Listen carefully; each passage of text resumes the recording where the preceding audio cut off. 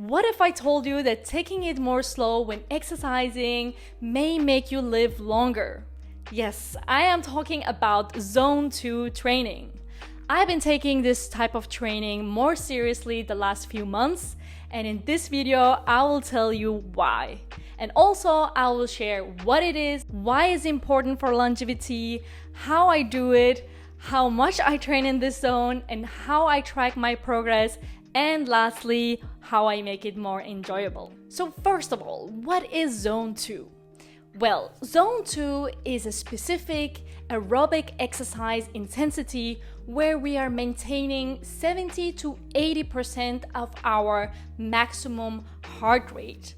Or more correctly, is to say when our blood lactate level is below 2 millimole per liter. In this intensity, we can keep a conversation, but it's not comfortable, so we would rather not talk. The reason why we call it Zone 2 is because it's one of the 6 exercise zones that coaches uses to make training programs to athletes. In other way, they use it for prescribing exercise. There are different versions. Some of them are dividing it into 5 zones and some up to 7 zones.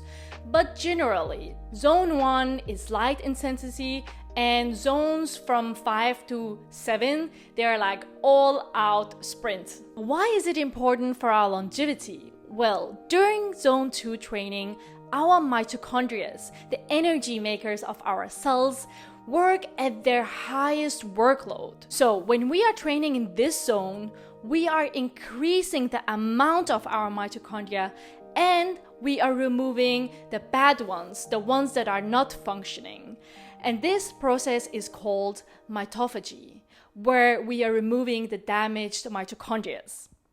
And this is important because one of the hallmarks of aging is decline of the amount of mitochondria and the quality of them. So that's why we need to use our mitochondria, otherwise we might lose them. Healthy mitochondria can convert both glucose and fats into energy. And this ability is called metabolic flexibility. Glucose can be converted into energy in different ways, but fat can only be converted to energy in our mitochondria. There was a study that compared 3 groups of people: the professional cyclist, the moderate active healthy males, and lastly the sedentary males with metabolic syndrome. So they all cycled at an intensity matching their fitness level. And the results showed that the professional cyclists, they were using effectively their fats to produce energy, while the sedentary ones were only using their glucose. This indicates that the sedentary group had no ability to use their fat but only their glucose, which means that they were metabolic inflexible. This increased the risk for fat accumulation, which consequently will increase to risk of developing diseases such as diabetes or cardiovascular diseases. So how can we do Zone 2 training? Well, we can do it in basically any type of exercise: walking, running, swimming, you name it, as long we make sure that we are in Zone 2. I personally prefer doing my Zone 2 on a stationary bike at the gym because it's more stable and I can better control the intensity and I can measure my heart rate. So that's my preferable Zone 2 training. So how can we measure if we are in Zone 2? Well, there are 4 different ways to do it. The first one is called the talk test. So if you are able to keep a conversation, but you prefer not to do it because it's hard, then you're most likely in Zone 2. But if you cannot finish a full sentence, it means you're pushing too hard and might enter a higher zone. The second way to measure if you are in Zone 2 is by measuring your heart rate. So your heart rate has to be between 70 to 80% of your maximum heart rate. And if you don't know your maximum heart rate, I put a formula here and you can calculate it based on that. The fourth way to measure, which is the most precise way, but the least practical way to do it is to buy your own lactate manometer. So whenever you're doing your zone 2 sessions, you have to make a finger prick and then you will measure your lactate level. In that way, you can make sure that you are not going above those 2 millimoles per liter. But it's very expensive to buy those lactate manometers and the strips for that especially. And let's be honest, it's not convenient to do a finger prick every time you have to do your zone 2 training. You might wonder why we are so interested in the blood lactate level. Well, that's because that when we are exceeding the 2 millimoles per liter of lactate, it might indicate that we are entering a higher zone where we are primarily breaking down glucose.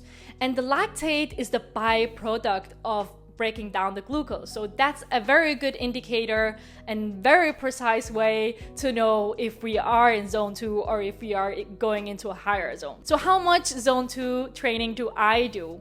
Well, first of all, according to the expert in the field, Inigo San Milan, he recommends that 3 hours or 4 times 45 minutes a week is like minimal requirement for most people to see improvement. But if you're just starting out, 30 minutes few times a week is very good, and then from there you can gradually increase until you are used to it. Because like if you're just starting out, at least for me, when I started out, it feels so much time to sit there and do zone 2 like for 45 minutes, like, but now it feels way easier and it doesn't feel so overwhelming. And yeah, so I started that way. I did it like 30 minutes, few times a week, and then I increased it.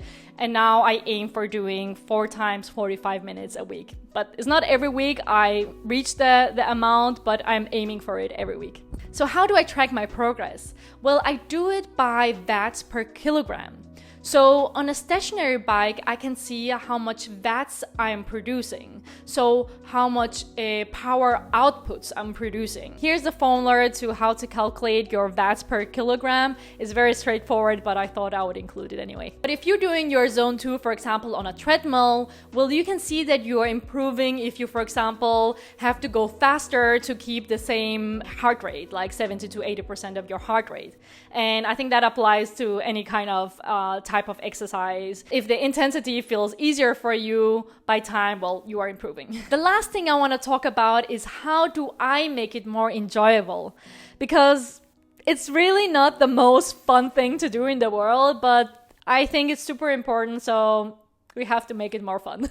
So since I'm doing it on a stationary bike at the gym, I can simply put my iPad and I can watch movies or series, like YouTube videos. And also sometimes I'm just listening to audiobooks or podcasts. And sometimes I just put my favorite music, like whatever mood I'm in, I'm just following that. And I'm really just allowing myself to just have fun in these 45 minutes. So I think that's another benefit of doing it on a stationary bike compared to other type of exercises. For example, I also tried on a treadmill where I can watch something on my iPad, but then I had to increase the incline a lot, and I don't know, it just didn't feel so convenient as the stationary bike where you're more stable. So yeah, that's how I do it. If you have any ideas to how to make it more enjoyable, let us know in the comment below. And also, if you enjoyed the video, please give it a like. And if you want to see more of this type of videos, please let me know. And subscribe to the channel. On this channel, I share basically my life as a doctor, and I also share how I manage to keep my healthy lifestyle. And I also have a newsletter called Healthspan Journey. Last week, I talked about Zone 2. So yeah, if you want to learn more about these things, I share like resources and other stuff on my newsletter. That was it for me. I hope you enjoyed it and take good care of yourself. Until next time. Bye.